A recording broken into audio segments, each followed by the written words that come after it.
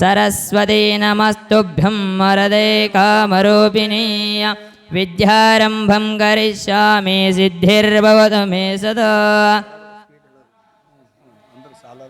वागर्थः इव सम्पृक्तो वागर्थः प्रतिपत्तये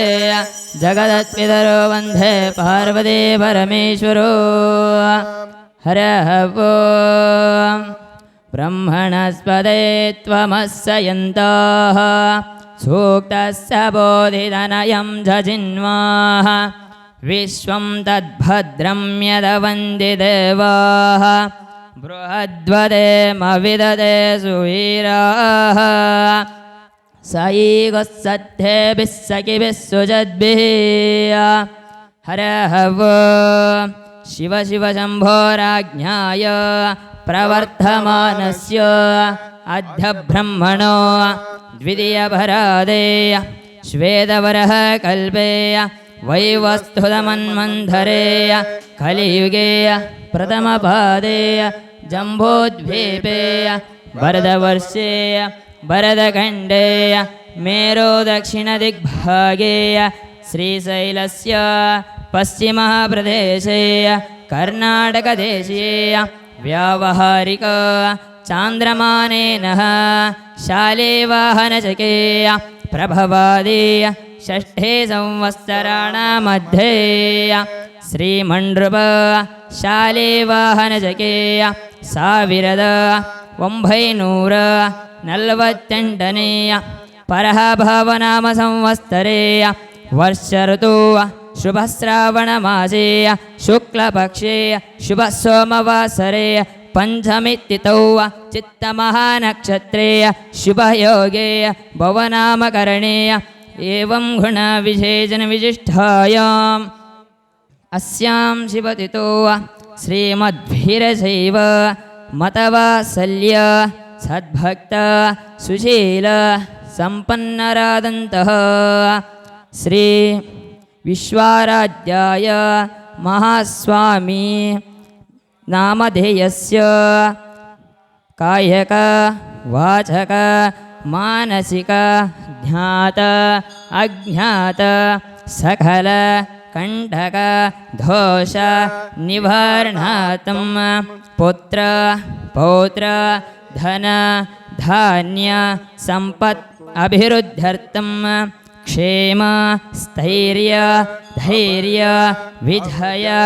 अभय आयुः आरोग्य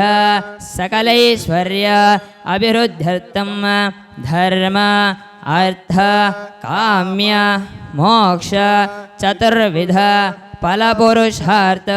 सिद्धार्थञ्च आगामी संचित सूचित सकलादिष्ट दुर्दोष निवारणार्थम् आध्यात्मिक आधिभौतिक आधिदैविक त्रिविध तापत्रय दुर्दोष निवारणार्थं श्रीगुरु लिंग जंगमानां पादोदक प्रसाद सिद्धार्थञ्च श्रीगुरु माहेश्वर जंगम वटुमुखेन श्री विश्वाराध्याय महास्वामीय इष्टलिंगक्के श्री रुद्रप्रारायणोक्त रुद्राभिषेक पूजा अंगेन गंगादि महागणपति रुद्रकलशाराधना पूर्वक शतनामावळि पूजा आदौ महामंगलारुति पूजाख्यम् अहं कर्म कारयिष्ये इति संकल्प्य यच्च वो नामरूपाभ्यं या देवी सर्वमंगल त्रयो संसृणातं सां सर्वतो जय मंगलम जय नमः पार्वती पति शिव हर हर महादेव कर्मसाङ्गद पूर्णबलसिद्ध्यर्थं पूर्णबलविन्यासे विनियोगः इदं बलं मया देवस्तापितं तु परस्तव तेन मे च बलवाप्तिरभवे जन्मनि जन्मनि हरः वो उत्तिष्ठ ब्रह्मणस्पदे देवायन्तस्वे महे उपप्रयन्धुमरसत्सुधानवः इन्द्रप्रासर्ववास च प्रैतु ब्रह्मणस्पतिः प्रजौवेतो संवृदात् अच्छा वीरं नर्यं भङ्गिरारसं देवायज्ञं नयन्तु नः देवः सत्त्वा सवितुः प्रसौवेय अश्विनो बाहुभ्यः पुष्णो हस्ताभ्यामाददेय वेदान्तवेद्या किल विश्वमूर्ते विभो विरूपाक्ष विशेषशून्या प्रसीद सर्वेश्वर पार्वती च विश्वेशराशि च विशेषशून्या ॐ माते पितर्मरुधं सुम्नमेतु मानः सूरस्य संवृशो यो योताः अभिनो वीरो अवर्तिक्षमेत प्रजा हेमहे रुद्रप्रजाभिः श्रीगुरुदेवताभ्यो नमः अत मूलेनाभिमुखीकरोमि विश्वात्मने नमस्तुभ्यं शम्नवे सर्वजिष्णवे रत्नसिंहासनं चारु दधामि शशिशेखर श्रीगुरुदेवताभ्यो नमः रत्नसिंहासनं समर्पयामि यद्भक्तिरेकसम्पर्कात् परमानन्दसम्भवः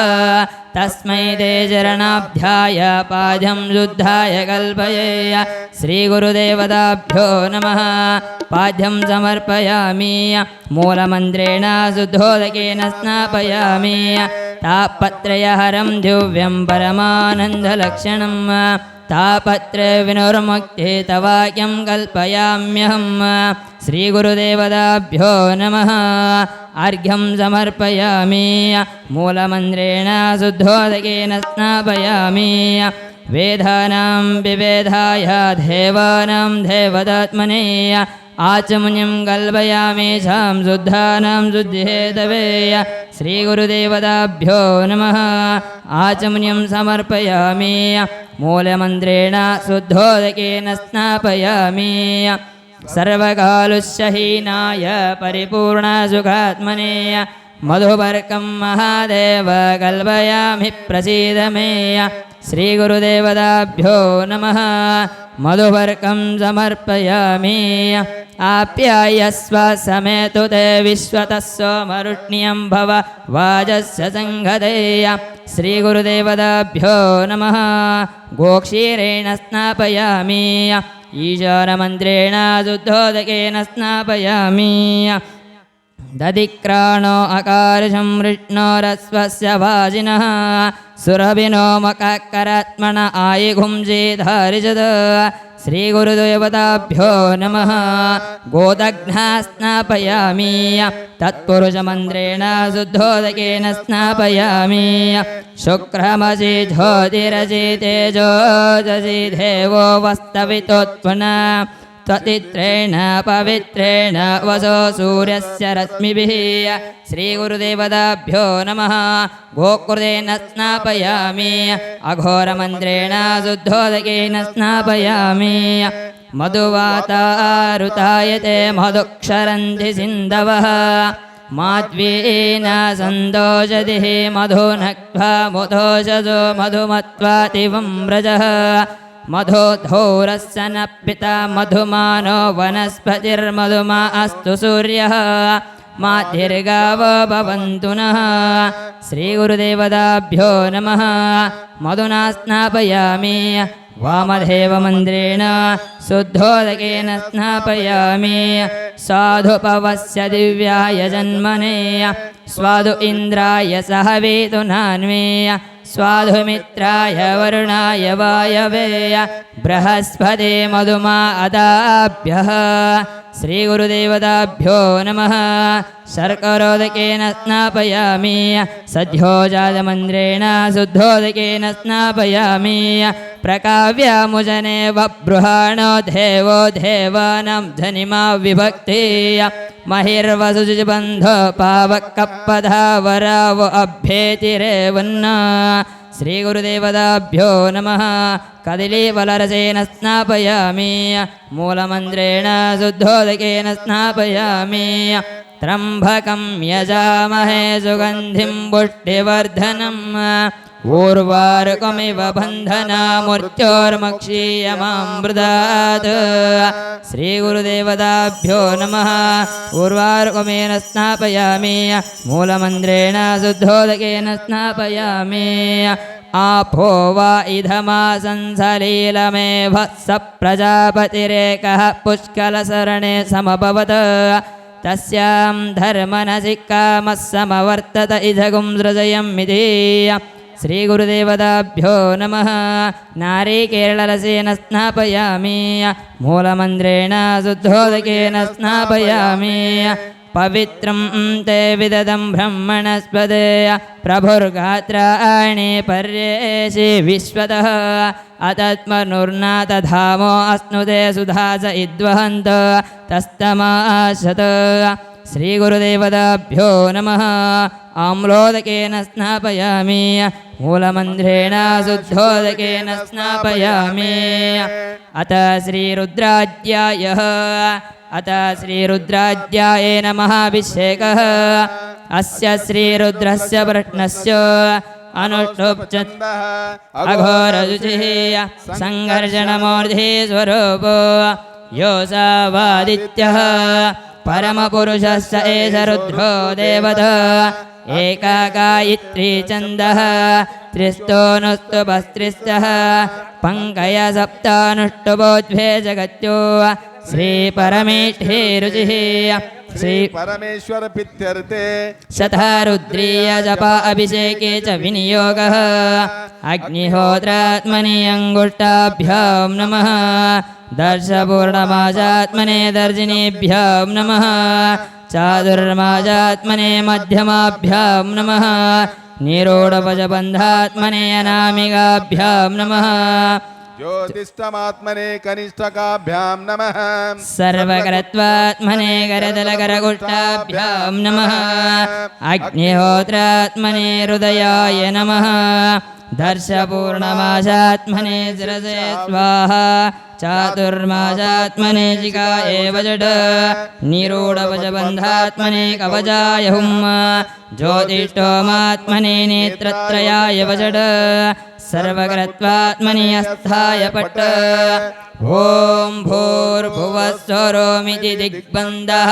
ध्यानम् आपातालनभस्थलान्धभुवन ब्रह्माण्डमाविस्फुर ज्योतिस्फाटिकलिङ्गमौळिविलसत्पूर्णेन्दुवताम्बुतैः अस्थोकप्लुकमेकवारमनिशं रुद्रानुवाकाञ्जपन्न ध्याये दीप्सितसिद्धये ध्रुवपदं विप्रोऽभिषिञ्चे शिवम् ब्रह्माण्डव्याप्तदेहाभसितहिमरुचा भासमान भुजङ्गैः कण्ठे कालः कपर्धः कलितशशिकलाश्चण्डकोदण्डहस्त द्रक्षारुद्राक्ष भोजा सुललित विभव शाम्भव मूर्तिवेदाः रुद्र श्रीरुद्र सूक्त प्रकटित विभवन प्रयश्चन्दु सौख्यं शुद्ध स्फटिक संगासं शुद्ध विद्याप्रदायकं शुद्ध पूर्णचिदानन्दं सदा शिवमहं भजे ॐ नमो भगवते रुद्राय हरः ॐ नमस्ते रुद्रमन्यवहुतो तैषवे नमः नमस्ते अस्तु धन्वने बाहुभ्यामुदते नमः यात इषु शिवतमा शिवं बभूवते धनुः शिवासरव्यायादवदयानो रुद्रमुडय याते रुद्रा शिवधनुराघोरपाभगाशिनी तया नस्तनुवाचन्दमया गिरिचन्दाभिचाकजिः यामिजं गिरिजं तहस्ते बिभर्षस्तवेय शिवां गिरित्रदां गुरु मायि गुंजे पुरुषं जगत्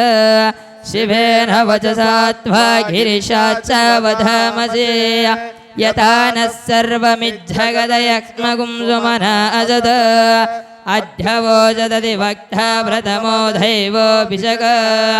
अहीगुं च सर्वां जम्बयन् सर्वाश्च यात्तु तान्यः असौ योस्ताम्रो अरुण उत बभ्रुः मङ्गलः ये चेमागुं रुद्रा अभितो दिक्षु स्थिता सहस्रजो वैशागुं हेडयेमहे वसौ यो वसर्पति नीलग्रीवो विलोहितः उतैनं गोप अधृजन्नुदहार्यः उतैनं भूताद्रदृष्टो मुरडयातिनः नमोऽस्तु नीलग्रीवाय सहस्राक्षाय मीडुषे अतो ये सत्त्वानहं तेभ्यो करं नमः प्रमुञ्चदन्वनस्थमुभयोराज्ञियोजा याश्च देहस्थैषभः परता भगवो वप अवदध्याधनश्वगुं सहस्राक्षाशुषे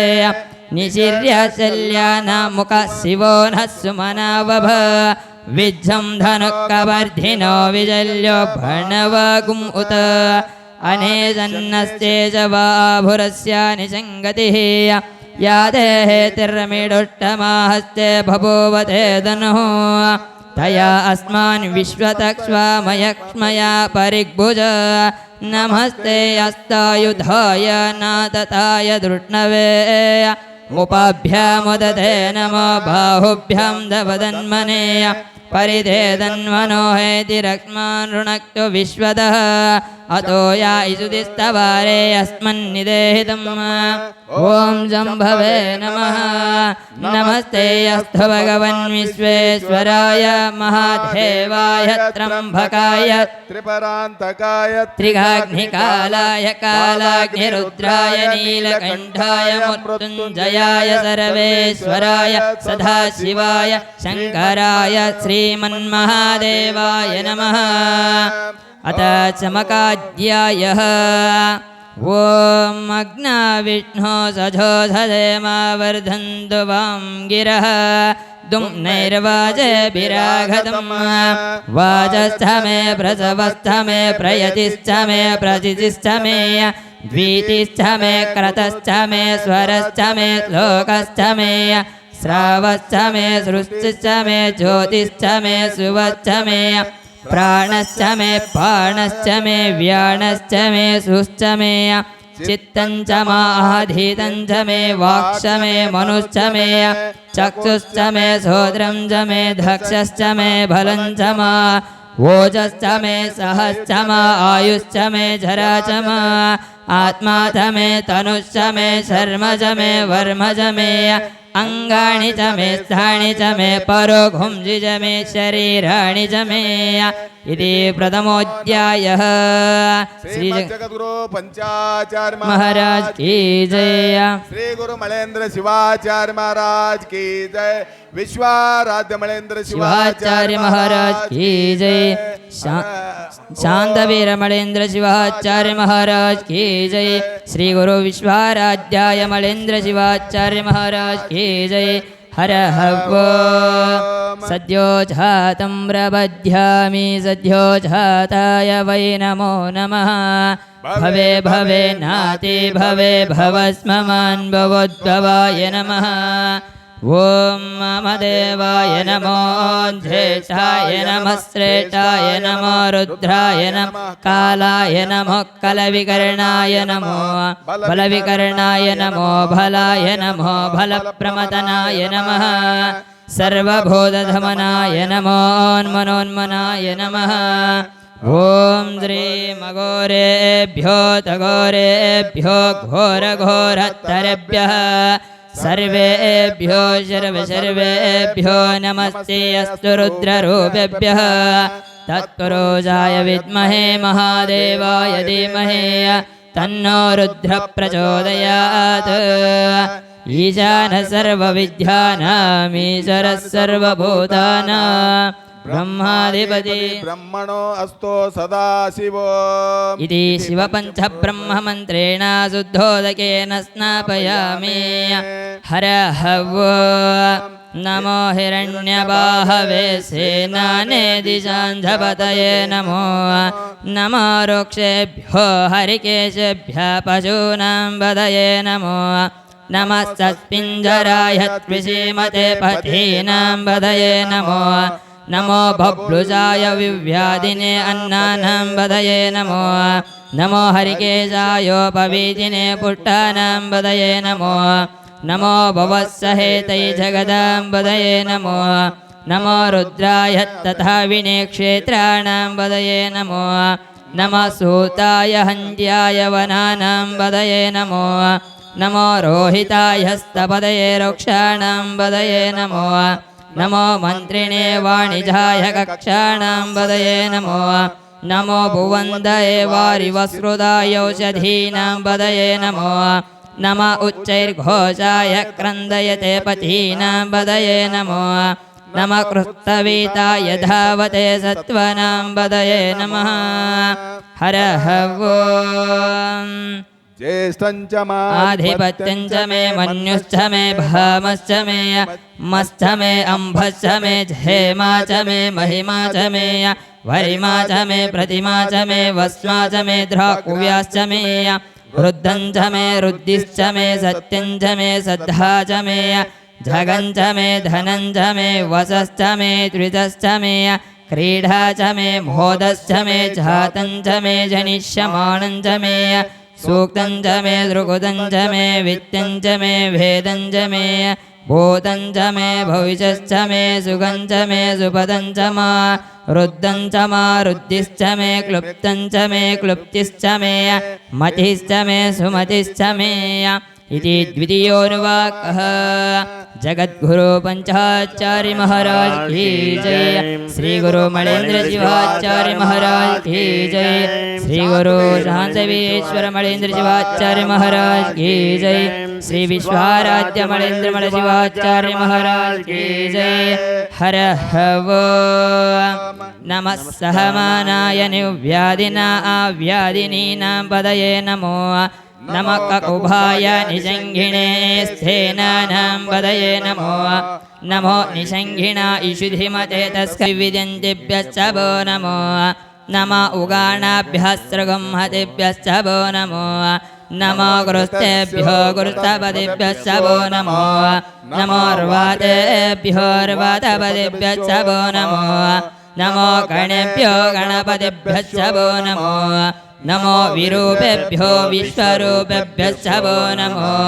नमो महद्व्यक्षुल्लकेभ्यश्च वो नमो नमो औद्भिद्यं च मे रयिश्च मे रायश्च मे पुष्टं च मे गोधुमाच्च मे मसुराच्च मे पियङ्गवच्च मे अणवच्च मे शामकाच्च मे निवाराच्च मे इति चतुर्थोऽनुवाकः जगद्गुरु पंचाचार्य महाराज की जय शांतवीर मणेन्द्र शिवाचार्य महाराज श्री गुरुदेवताभ्यो नमः दर्शयामि कर्पूरगौरं कर्णावरं सदा वसन्तं हृदयानुविन्धे भवं भवामि सहितं कलशाम्बूलं समर्पयामि गुरुदेवताभ्यो नमः नमस्कारं समर्पयामि हर शम्भो महादेवो विरूपाक्षत्रिलोचनक्ष महेश्वरः च मा इन्द्रश्च मे सरस्वती च मा इन्द्रश्च मे पूजा च मा इन्द्रश्च मे बृहस्पति च मा इन्द्रश्च मे मित्रश्च मा इन्द्रश्च मे वरुणश्च मा इन्द्रश्च मे त्वष्टा च मा इन्द्रश्च वो नमो दुन्दुभ्याय च हनन्याय च नमो दृष्णवे च प्रमृजाय च नमो धूताय च प्रहिताय च नमो निषङ्घ्युश्च मे रश्मिश्च मे अदाभ्यश्च मे अधिपतिश्च मा उपाघुंसुश्च मे अन्तर्यामश्च मा ऐन्द्रवायवश्च मे मैत्रावरुणश्च मा आश्विनौ च मे प्रतिस्वत्तानं च मे शुक्रं च मे वीर मणेन्द्र शिवाचार्य महाराज की जय विश्वाराध्य मणेन्द्र शिवाचार्य महाराज की जय हर वो नमः सोमाय च रुद्राय च नमः वार्याय च नमः पूर्तपुरुश्च मा आधवणीयश्च मा अग्नि इन्द्रं च मे हविर्धानं च मे महाराज की जय शांतवीर मणेन्द्र शिवाचार्य महाराज की जय विश्वाराध्य मणेन्द्र शिवाचार्य महाराज की जय हर वो नमो हिरण्यभा श्री गुरुदेवताभ्यो नमः भस्मम् आनन्दसौरभं पुष्पबन्धरं ज्योतिर्देवोऽयं प्रतिगुह्यतो श्री गुरुदेवताभ्यो नमः दीपं दर्शयामि कर्पूरनिर्मितं दीपं सर्वपादेवताभ्यो नमः नैवेद्यं निवेदयामि नैवेद्यान्धरे आचमनीयं समर्पयामि भोगीफलसमायुक्तं नागवल्लीधलैलुतं कर्पूर्णचूर्णसंयुक्तं ताम्बूलं प्रतिगुह्यत श्रीगुरुदेवताभ्यो नमः ताम्बूलं समर्पयामि ताम्बूलान्धरे आचमनीयं समर्पयामि हिरण्यगर्भगर्भस्थं हेमबीजं विभावसो अनन्दपुण्भक्त्या देवदावानलाञ्चनं श्रीगुरुदेवताभ्यो नमः जयघण्टानादं कृत्वा प्रकृष्टपापनाशाय प्रकृष्टफलसिद्धये प्रदक्षिणं करोमि नमस्कारां समर्पयामि हरशम्भो महादेवो विरूपाक्षत्रिलोचनो दया सिन्धो दीनबन्धो रक्षरक्षितश्च मे पृथिवी च मे अदितिश्च मे द्वितिश्च मे धौश्च मे शक्वरिरङ्गुलयो दिशश्च मे यज्ञेन कल्पता मृश्च मे साम च मे सोमश्च मे यशुश्च मे दीक्षा च मे तपश्च मारुतं च मे व्रतश्च मे अहरात्रयोः रुट्य रुद्रभामितो वधिर्हविष्मन्धो नमसा विधेमते आराग्ने गोग्न उत पौरुषज्ञे क्षयद्वीराय सुम्नमस्मे जयस्तु रक्षा च नो अधि च देव भ्रूयधाशन्यश्चर्दिपर्राः स्तुतिस्तुतं घर्तशब्दं इवानं मृगन्न भीममुपहत्तुमुग्रम् मृढाचरित्रे रुद्रस्तवानो अन्यन्ते अस्मिन्निव पन्तु सेनाः परिणो रुद्रस्य हेतिर्ऋणत्तवा च मे दित्तौहि च मे पञ्चावी च मे पञ्चावी च मे त्रिवस्तस्थ मे त्रिवस्ता च मे तुर्यवा च मे तुर्योभी च मे षष्ठवाच मे षष्ठिश्च मे उक्षा च मे वसश्च मे ऋषभश्च मे तेषागवान्तश्च भूयागुंसश्च दिशो रुद्धा विचस्थिरे तेषागुं सहस्रयोजने वधन्वानि तन्वसेय नमो रुद्रेभ्यो ये पृथा दक्षिणादश प्रदीचिर्दशो उदीचिर्मे त्रिस्तच्च मे पञ्च च मे सप्त च मे नभ च मा एकादश च मे त्रयोदश च मे पञ्चदश च मे सप्तदश च मे नवदश च मा एकविगुंशतिश्च मे त्रयोविगुंशतिश्च मे पञ्चविगुंशतिश्च मे सप्तविगुंशतिश्च मे नवविगुंशतिश्च मा एकत्रिगुंशश्च मे चतुरश्च मे अष्टौ च मे द्वादश च मे षोडश च मे विगुंशतिश्च मे चतुर्विगुंशतिश्च मे अष्टाविगुंशतिश्च मे द्वात्रिगुंशश्च मे षट्त्रिगुंशश्च मे चत्वारिगुंशश्च मे चत्वारिगुंश मे अष्टचत्वारिगुंशश्च मे वाजस्थ प्रसवस्थ पिजश्च क्रतुश्च सुवस्थ मूर्धास वैज्ञ्याश्चान्त्यायनश्चान्तश्च भौमनश्च भुवनश्चाधिपतिश्च अत पुरुषसूक्तम् ॐ सहस्रशीर्षः पुरुषः सहस्राक्षा सहस्रपा स भुविं विश्वतो रुत्वा अत्यधिष्ठद्दशाङ्गुलं पुरुष एवेदघुं सर्वं यद्भूतं यच्च भव्यं हुतः मृदत्वशेषानः यदन्नेनातिरोहति एतावानस्य महिमा अतो जायागुं च पौरुषः पादो अस्य विश्वभूतानि तस्मात् जाता अजावयः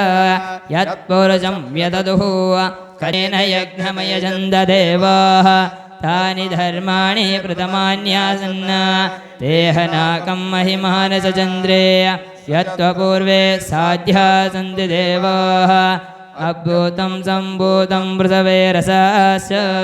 विश्वकर्मण समवर्ध्यदादेय तस्य त्वष्टा विदुद्रोपमेति तत्पुरुषस्य विश्वमाजानवग्रे वेदाः वेदं पुरुषं महन्तम् आदित्यवर्णं तमसस्परस्ता तमेवं विद्वानमृत इह भवति नान्यपन्था विद्यते यन्याय प्रजापतिस्तरति गर्भे अन्तः अजायमानो बहुधा विजायन्ते तस्य धीरा परिजानन्ति योनि मरीचीनां पदमुच्यन्ति वेधस देव अग्रे तब्रुवन् यस्वै सुम्रामणो विद्या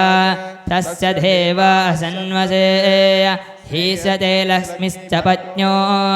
अहोरात्रे पार्श्वे नक्षत्राणि रूपं पूजिसो मनवे हरनाಗಿ ಪುರಹರನ ಪೂಜಿಸೋ ಮನವೇ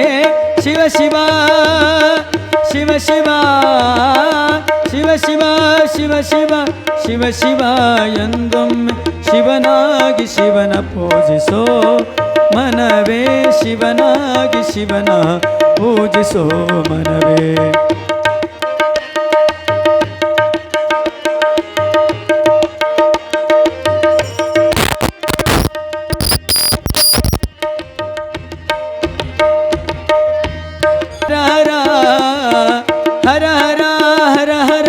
ಹರ ಹರ ಎಂದೊಮ್ಮೆ ಹರನಾಗಿ ಪುರಹರನ ಪೂಜಿಸೋ ಮನವೇ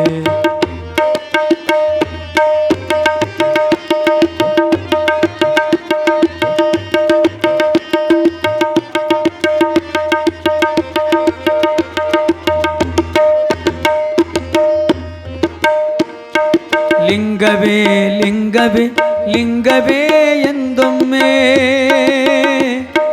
ಲಿಂಗವೇ ಲಿಂಗವೇ ಲಿಂಗವೇ ಎಂದೊಮ್ಮೆ ಲಿಂಗವೇ ಎಂದೊಮ್ಮೆ ಲಿಂಗವೇ ಲಿಂಗವೇ ಲಿಂಗವೇ ಎಂದೊಮ್ಮೆ ಕಪಿಲ ಸಿದ್ಧ ಮಲ್ಲಿಕಾರ್ಜುನ ಲಿಂಗವ ಪೂಜಿಸೋ ಕಪಿಲ ಸಿದ್ಧ ಮಲ್ಲಿಕಾರ್ಜುನ ಲಿಂಗವ ಪೂಜಿಸೋ ಲಿಂಗವ ಪೂಜಿಸಿ ಲಿಂಗವಾಗು ಮನವೇ ಲಿಂಗವ